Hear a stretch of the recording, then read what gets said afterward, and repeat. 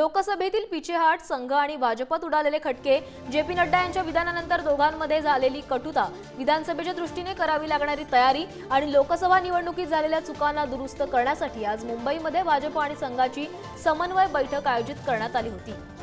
दरम्यान याचा आढावा घेतला आमचे प्रतिनिधी ओम देशमुख यांनी। लोकसभा निवडणुकीतलं अपयश, महाराष्ट्रात भाजप आणि महायुतीला आलेलं मोठं जबरदस्त अपयश, महाराष्ट्रात झालेली पिछेहाट, संघ आणि भाजपमध्ये झालेली खडाखडी, जे.पी. नड्डांच्या विधानानंतर संघानं ओढवलेली नाराजी आणि या सगळ्या मुद्द्यांच्या नंतर आज विधानसभेच्या निवडणुकीच्या अनुषंगानं महाराष्ट्रात भाजप आणि संघाची एक समन्वय बैठक पार पडली।